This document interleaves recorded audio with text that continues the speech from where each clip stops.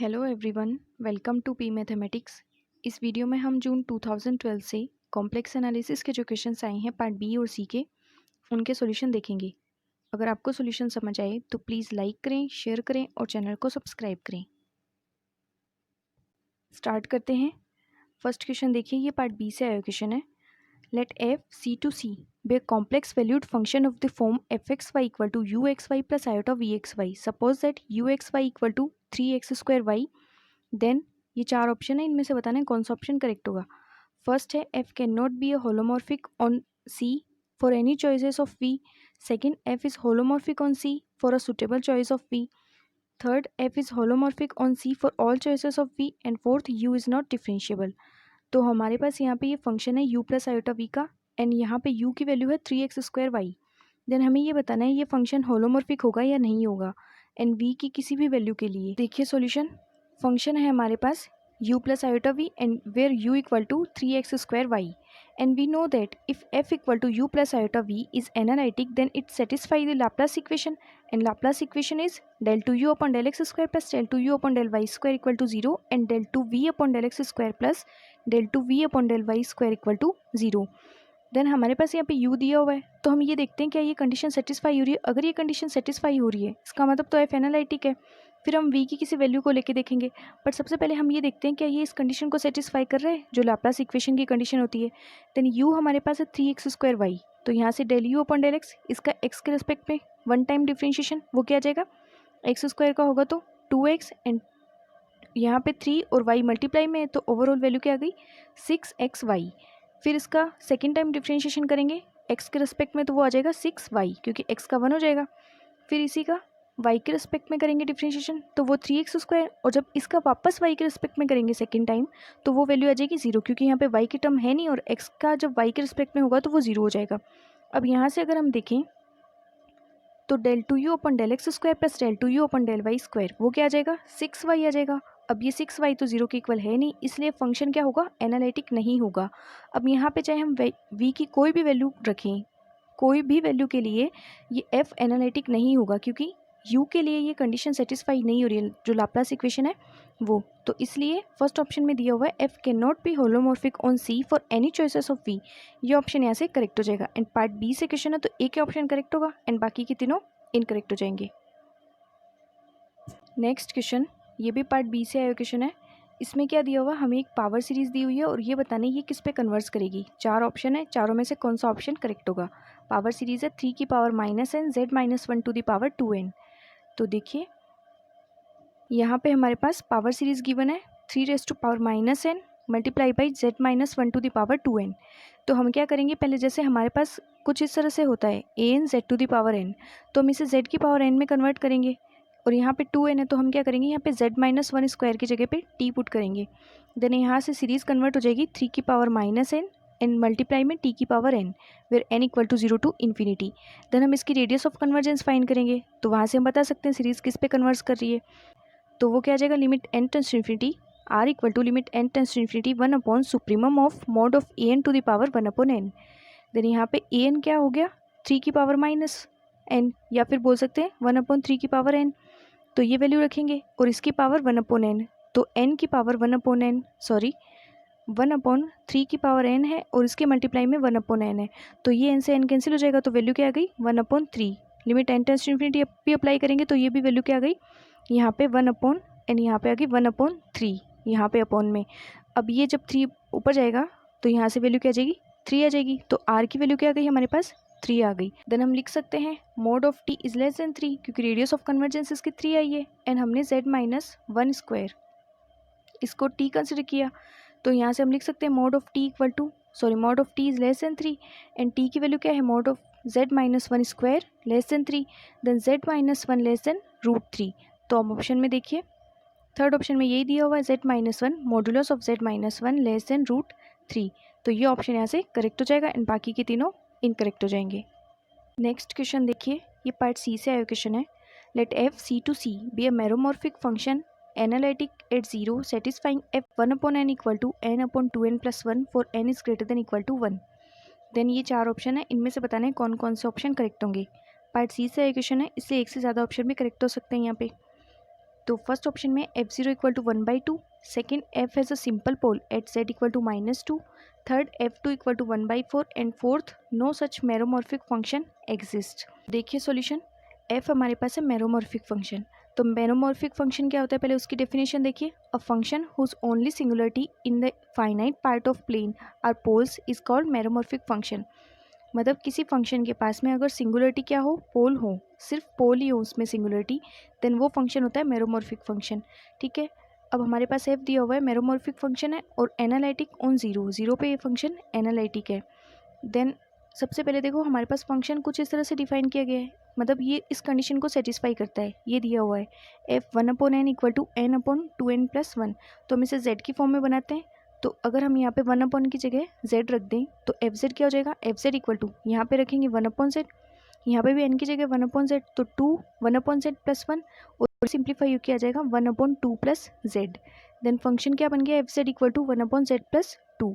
अब अगर हम यहाँ पे देखें f0 इक्वल टू क्या आ जाएगा, जब z की जगह 0 रखेंगे तो ये वैल्यू आ जाएगी 1/2, और ऑप्शन फर्स्ट में यही दिया हुआ है f0 इक्वल टू 1/2, देन ये फर्स्ट ऑप्शन करेक्ट हो गया। अब सेकंड में ये है f as a simple pole at z equal to -2, तो हम ये चेक करते हैं। तो यहाँ पे हम z इक्वल टू -2 पे पोल फाइंड करेंगे।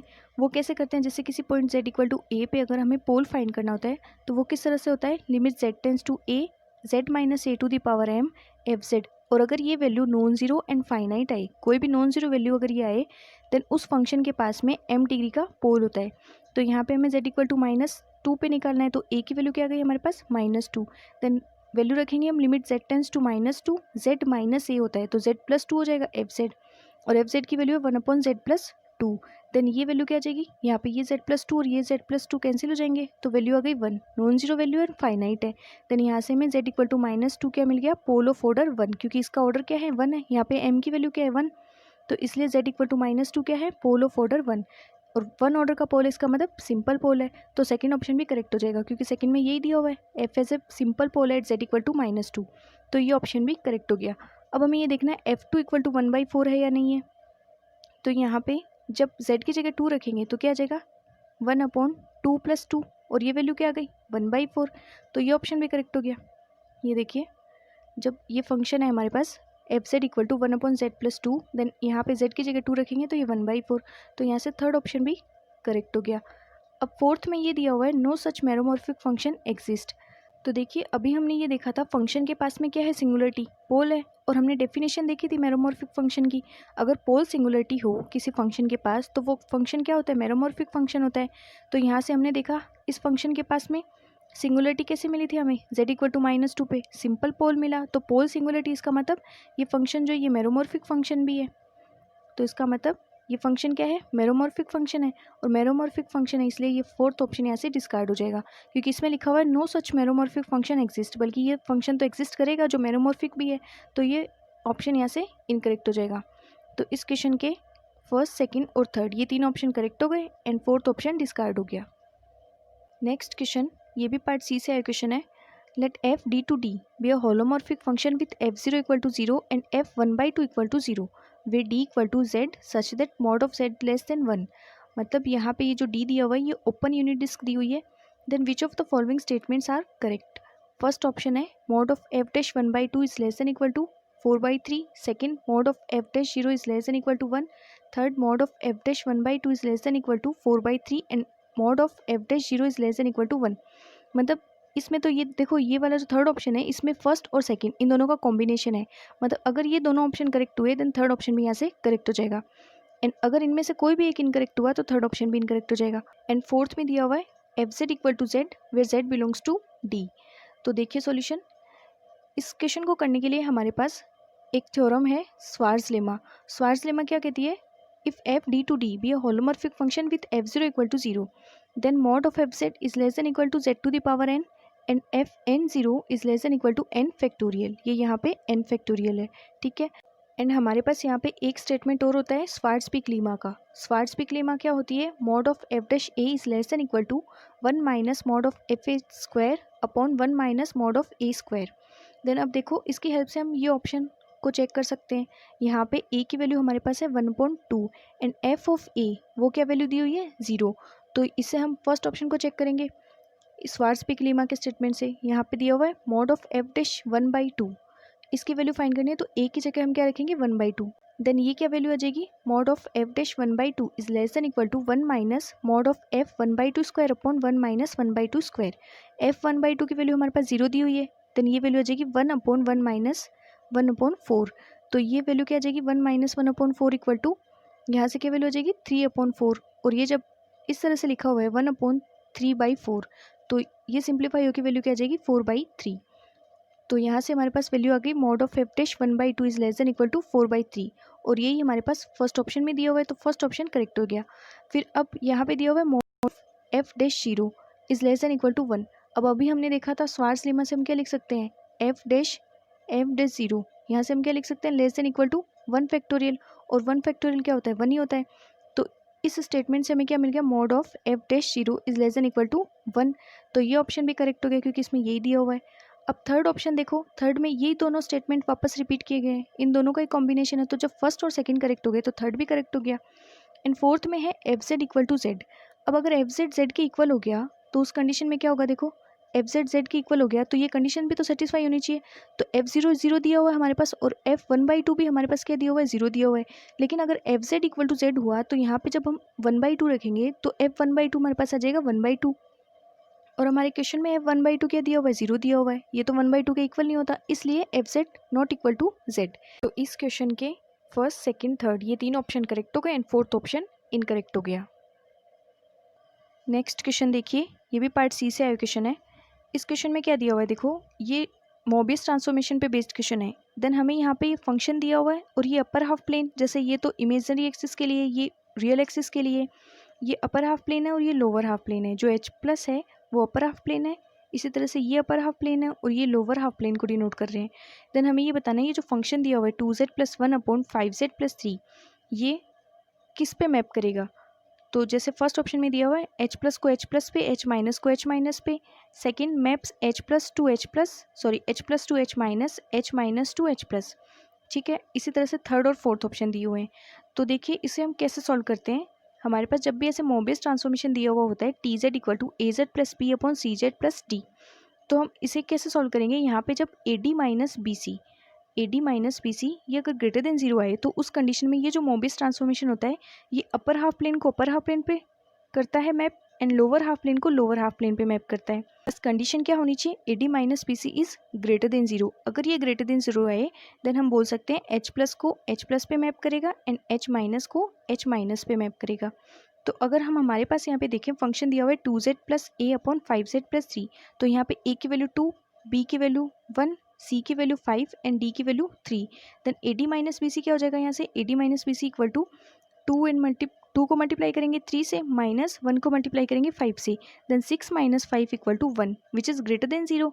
देन हम बोल सकते हैं F Z maps h plus to H plus and h minus to H minus.